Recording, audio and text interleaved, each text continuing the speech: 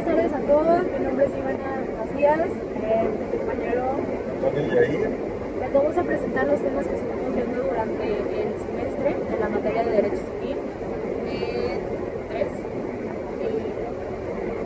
Vamos a comenzar primeramente los que vimos en el primer parcial.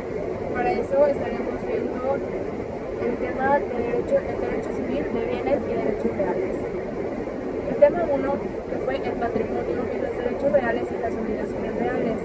La primera pregunta es, ¿de dónde proviene la palabra patrimonio? Proviene de las raíces pater y patris, padre y madre, reales. ¿Con qué se asocia el patrimonio? La palabra patrimonio se relaciona con los romanos, cuando los romanos decían que el patrimonio era un conjunto de cosas de una persona, se les denominaba res. Para esto tenemos tres tipos de cuestiones, que la primera sería las res corporales. Las res corporales son las cosas en sentido escrito. Las res incorporales, un ejemplo es un derecho, una herencia, cosas intangibles o cosas de existencia jurídica. Las jura intre aliena son los derechos sobre la cosa ajena. Un ejemplo puede ser el arrendamiento, que en este caso se puede, como ya conocen la mayoría, el arrendamiento es tener poder sobre un bien que no es tuyo, pero tienes el permiso para ejercer un tipo de derechos determinados sobre este bien. Las cosas en sentido jurídico se refiere a los objetos materiales sobre los cuales pueden recaer los derechos por su naturaleza y son jurídicamente comerciales o se encuentran en el comercio. Tenemos otro tipo de res, que son las res in comercio, que son susceptibles. Las cosas, tenemos tres incisos. El primero serían las cosas muebles e inmuebles.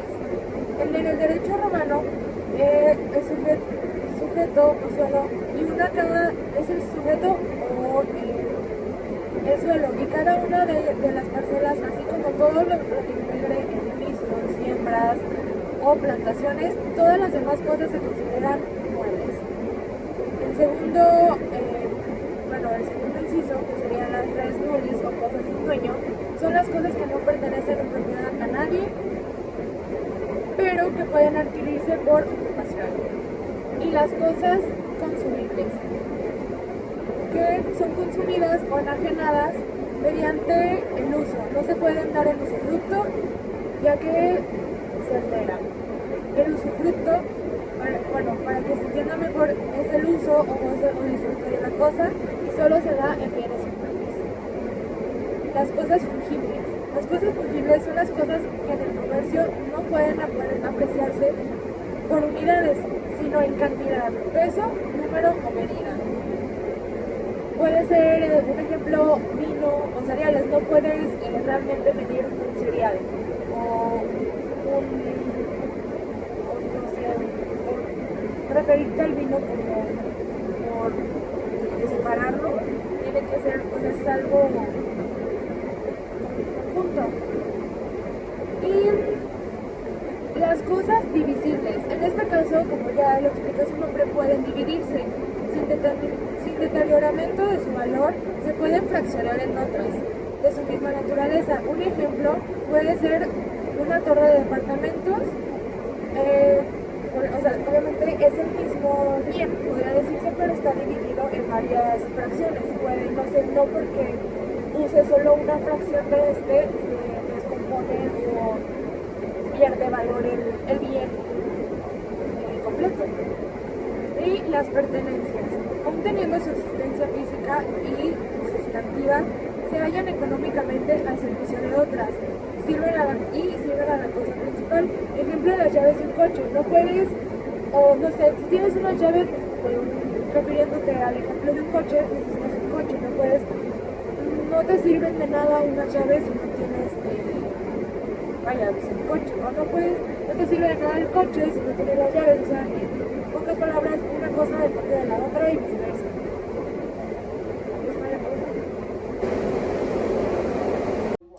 Bueno, continuemos con los frutos. Hay dos tipos de frutos, los frutos naturales y los civiles. Los naturales son cosas en sentido físico.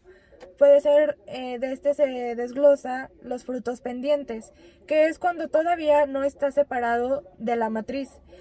Un ejemplo no jurídico podría ser un árbol de manzanas.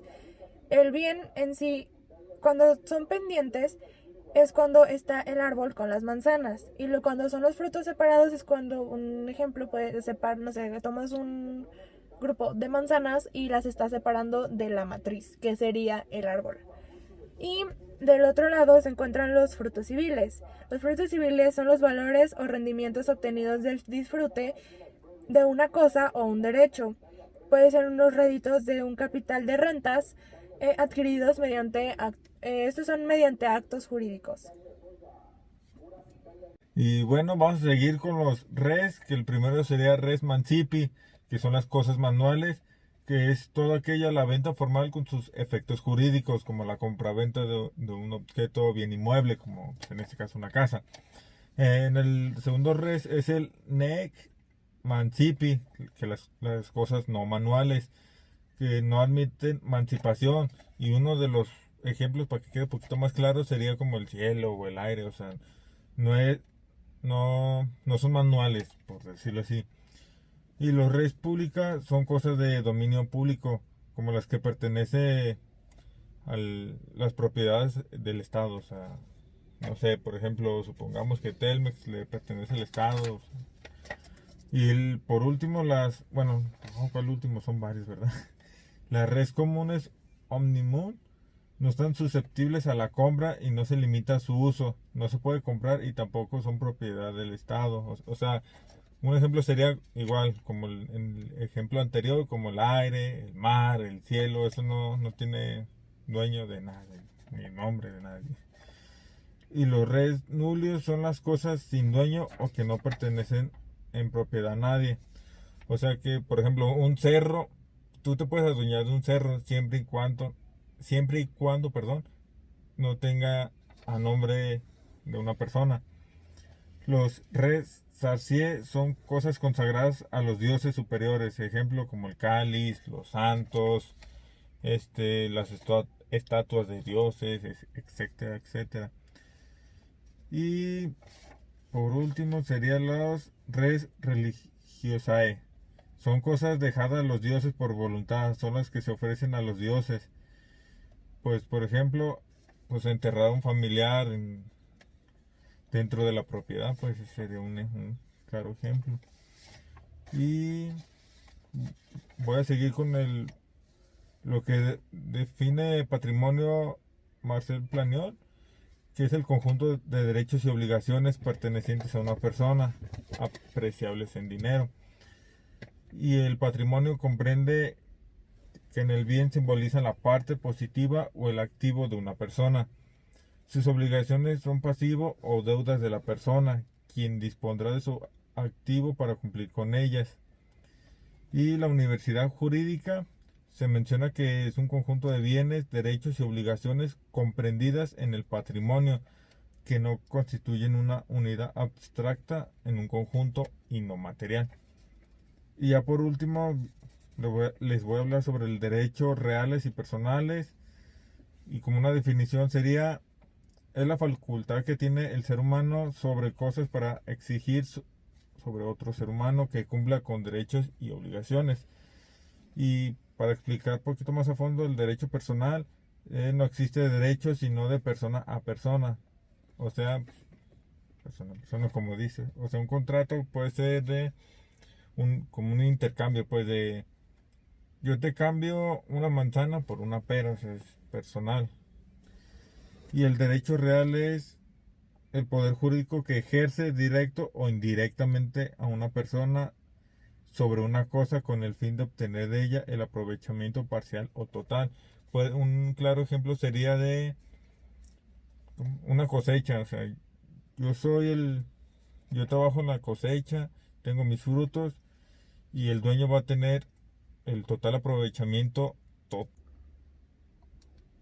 Y bueno, para continuar, seguimos con la acción reivindicatoria. que es la acción en virtud de la cual una persona reclama la posesión de una cosa de la cual se pretende propietaria, únicamente que esta acción solo es verdaderamente eficaz respecto de los bienes inmuebles como casa, sillones, etcétera, etcétera. Tenemos clases de posesión, como es la posesión originaria, que sea a título de propietario, la posesión derivada, que se posee pero no a título de propietario, la posesión de buena fe, adquirida por el título suficiente y en el que ignora los vicios de su título, posesión de mala fe, sin título y conociendo los vicios del título, posesión delictuosa, mediante actos o conductas sancionadas por la ley penal. La posesión pública es conocida y se tiene con publicidad inserta en el registro público privado. La posesión continua, en principio, no ha sido interrumpida por ningún medio contemplado por la ley para la interrupción de la prescripción, y la posesión pacífica, que se ha adquirido sin violencia. Y bueno, seguiremos con la copropiedad, y es la que comparte con varios copropietarios el derecho de la propiedad. O sea, compartir como entre, no sé, 5 personas un bien inmueble que sería una casa. Y la medianería no se sabe a quién le pertenece, ya que se divide un lado del otro. Tenemos ya entrando a lo que resta del segundo parcial y del tercer parcial, vimos los contratos. ¿Qué es un contrato? Un contrato es un acto jurídico bilateral, pues se trata de un hecho que es deseado en su carácter y en sus consecuencias jurídicas por la concurrencia de voluntades de las partes que interactúan recíprocamente. Tienen varias características o tipos de clasificación. Pueden ser unilaterales, que una sola de las partes se obliga hacia la otra. La bilateral, las partes se obligan recíprocamente. Puede ser oneroso, en donde se estipulan provechos y gravámenes recíprocos. Conmutativo, las prestaciones son ciertas desde que se celebra el contrato. Aleatorio, la presentación debida debe de ser un acontecimiento incierto. El gratuito es provecho. El provecho es solamente de una de las partes, ya que no se adquiere ningún beneficio monetario, por decirlo así. Instantáneo. El instantáneo son los que contienen efecto jurídico al momento o inmediato, y trato sucesivo, que son los efectos jurídicos que se prolongan en el tiempo. Y bueno, como ya mi compañera mencionó sobre los contratos, existen muchos tipos de contratos, que sería la compraventa, el arrendamiento, donación, permuta, etcétera, etcétera. Por ejemplo, la compraventa es un contrato, donde una persona adquiere un bien inmueble, o sea, una casa. El contrato de arrendamiento es de que una persona adquiere una casa, pero no es suya, no es de su propiedad, va a vivir en ella temporalmente o en el tiempo que esté establecido en el contrato. Y de donación es de donarle a alguien sin algo a cambio, o sea, como, más bien sí, como su nombre lo dice, el contrato de donación, es de, yo le voy a donar a, no sé, a mis hijos, mi casa, para no hacer tanto el papeleo o el trabajo largo ¿cómo se dice? Lo de heredero y todo eso, se hace mejor lo de la donación. Y otra de las cuestiones puede ser también la promesa del contrato. Esta se celebra antes de un contrato en sí, en el que no más bien de un contrato, sino que podría llamarse accesorio a un contrato futuro de otro tipo de cuestiones. En el ejemplo claro y preciso y rápido puede ser de la promesa de una casa. Digamos que en el momento no se tiene el dinero y se puede utilizar este medio, que es la promesa del contrato, precisamente para establecer el contrato de compra-venta de una casa cuando se efectúen las obligaciones que se estipulen realmente en que sería el segundo, Y bueno, Y también otro contrato también entraría, sería el comodato, que sería parecido al de arrendamiento.